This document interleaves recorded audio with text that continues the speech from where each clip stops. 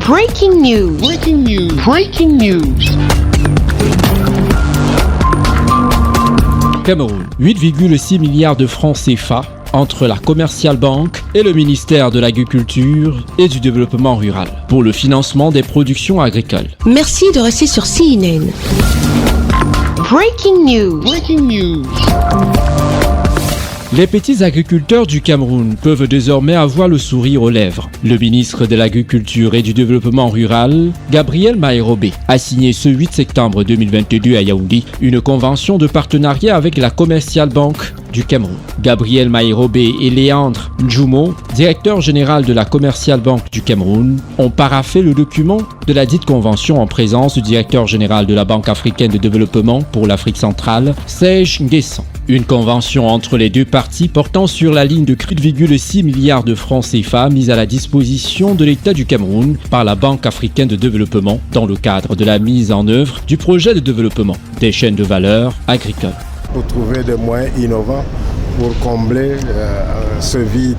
C'est ainsi qu'avec l'aide de la Banque africaine de développement, à qui je voudrais dire merci au nom du gouvernement. Je crois qu'aujourd'hui, c'est un jour important, c'est un pas important que nous faisons à travers le projet de développement des chaînes de valeur agricoles pour lutter contre la pauvreté, créer la richesse en milieu rural et trouver un financement pour les jeunes hommes et les jeunes femmes. En plus des agriculteurs installés dans les zones rurales, cette enveloppe de 8,6 milliards de francs CFA cible aussi et surtout les petites et moyennes entreprises mises en place par des jeunes et des femmes.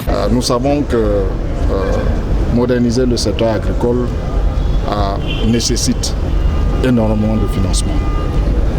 Malheureusement, pour une perception des risques de ce secteur agricole, qui fait que le secteur financier, je ne vais pas dire frileux pour financer ce secteur, nous avons besoin ensemble avec le gouvernement d'innover dans l'attractivité financière de ce secteur agricole. Nous pensons que la facilité que nous mettons en place aujourd'hui permettra de faire cela, de pouvoir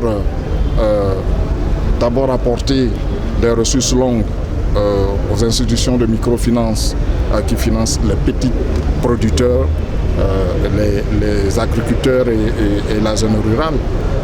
Mais aussi, nous ambitionnons avec le gouvernement de mettre en place une garantie partielle de risque, cette fois-ci à l'endroit des banques commerciales, pour les amener à s'intéresser à ce secteur agricole. Il est donc question à travers ce partenariat entre le MINADER, la Banque africaine de développement et la Commercial Bank du Cameroun de mettre en place des facilités d'accès au financement pour les projets agricoles. Pour la Commercial Bank du Cameroun, il sera question d'assurer la mise en œuvre de la facilité de refinancement, de définir les critères d'éligibilité des établissements de microfinance par lesquels ces financements seront mis à la disposition des bénéficiaires. Comme vous a dit, vous a indiqué la répartition de différents financements.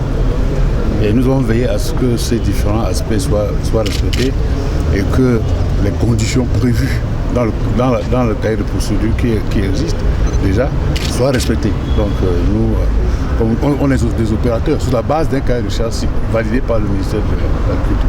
Les chaînes de valeur concernées par ces financements sont la banane plantain, l'huile de palme et l'ananas. Ce nouveau outil de financement comporte 2 guichets, le fonds de garantie d'un montant de 3 milliards de francs CFA et la facilité de refinancement de 8,6 milliards de francs CFA. Des financements visant à renforcer les ressources des établissements de microfinance, ceci dans le but d'encourager ces dernières à s'intéresser plus que par le passé à l'accompagnement du secteur agricole pour une agriculture de seconde génération. Merci d'être sur CNN, la télévision autrement. Les programmes se poursuivent. Retrouvez en ligne toute l'info en continu sur C-Web Info, 100% info, non-stop.